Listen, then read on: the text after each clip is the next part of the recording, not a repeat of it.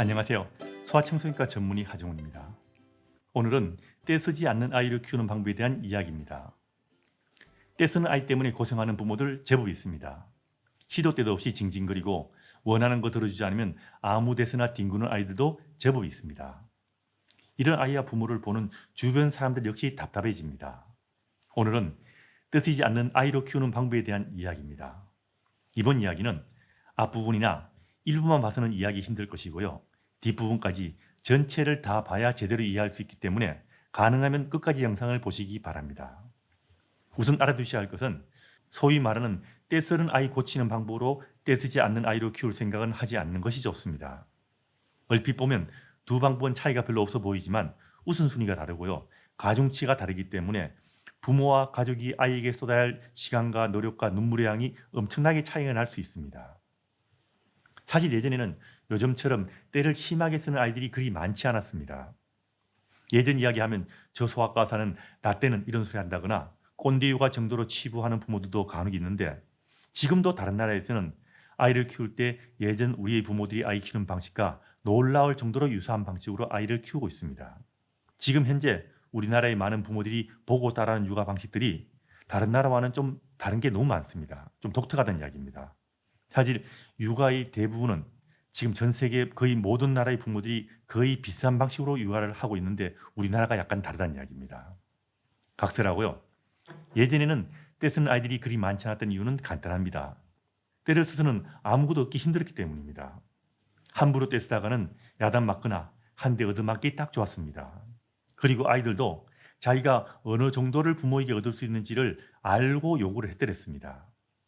이 차이가 어디에서 생기는 걸까요? 이건 평소에 아이들에게 자신이 요구할 수 있는 것과 얻을 수 있는 것의 한계를 어느 정도는 알게 하고 자신이 원하는 것을 가지는 합리적인 방법을 알게 가르쳤어야 가능한 겁니다. 그리고 자기가 가지고 싶지만 가질 수 없는 것을 포기할 줄도 알게 가르치고요. 내 마음대로 되지 않아도 자질하지 않고 스스로 다른 대안을 찾아서 재밌게 놀 줄 알게 키워야 가능한 겁니다. 그리고 여기에 사랑과 신뢰, 권위와 룰과 한계, 그리고 훈육과 이유가 일관성, 언어 발달과 인간관계 발달과 사람을 대하는 롤모델, 이런 것들이 다 합쳐져서 모두 떼쓰지 않는 아이를 키우는데 중요한 겁니다. 간혹 떼쓰지 않는 아이를 키울 때 떼쓰는 아이를 고치는 방법을 사용하는 부모도 있는데, 이건 좀 비싼 이야기지만 우선순위와 가중치가 좀 다르기 때문에 좀 다른 방식으로 접근해야 됩니다. 쉽게 이야기하면 떼쓰는 아이를 고치는 법은 주로 아이를 위주로 이야기하는 경우가 많은데, 떼쓰지 않는 아이를 키우는 법은 가족과 부모가 위주가 되는 방법이라는 점에서 큰 차이가 있습니다. 떼쓰지 않는 아이를 키우는 법은 아이가 어릴 때부터 생활의 틀을 잡아주는 것으로부터 시작이 됩니다. 신생아 때부터 사랑을 듬뿍 주고 신뢰를 쌓는 것이 중요합니다. 아기들은 많은 것을 필요로 하는 것이 아닙니다.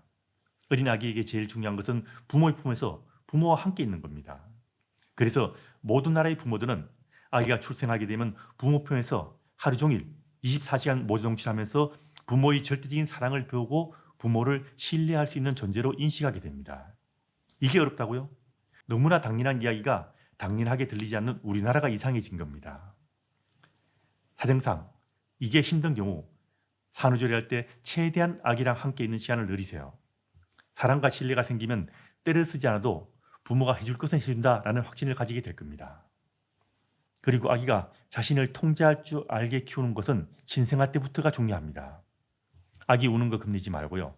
꼭 필요한 경우가 아니라면 잠시 기다려서 스스로 울음을 그칠 기회를 주는 것이 중요합니다.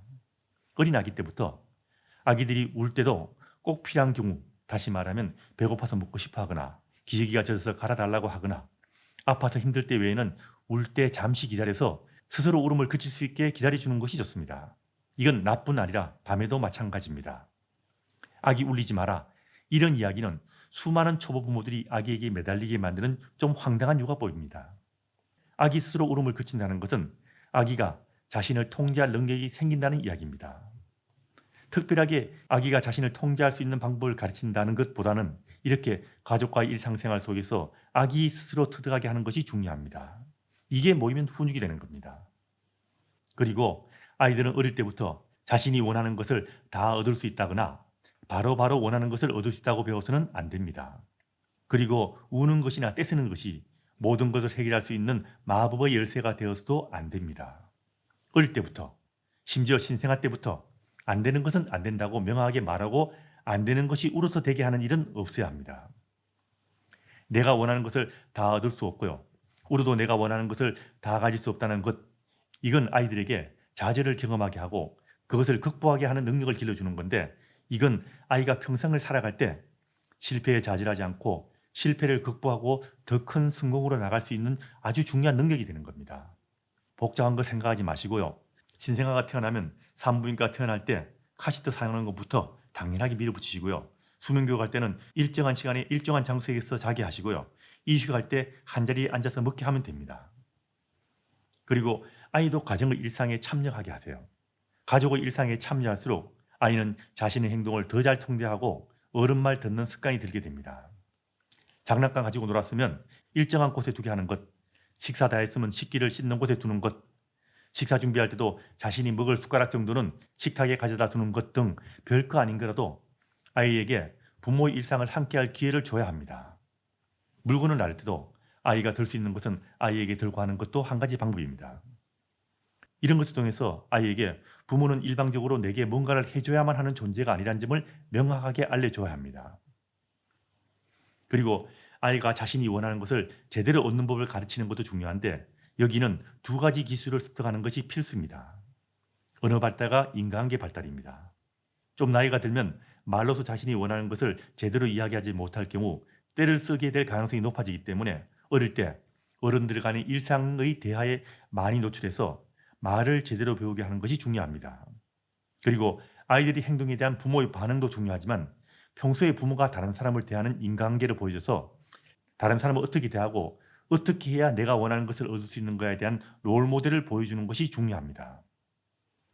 다 좋은 말들인데 막상 이걸 하려면 제대로 쉽게 되지 않는 경우가 많습니다. 이게 쉽게 되려면 평소 부모가 권위가 있고 가정의 위기 질서가 있고 가정의 규칙과 루틴이 있어야 하고 아이의 한계를 명확하게 정해주고 이걸 잘 지키게 해야 됩니다. 그리고 아이를 대하는 부모 태도 역시 항상 일관성을 유지해야 되는데, 아이가 때를 쓸 때 처음부터 그리고 일관성 있게 계속 단호하게 대하는 것이 중요합니다.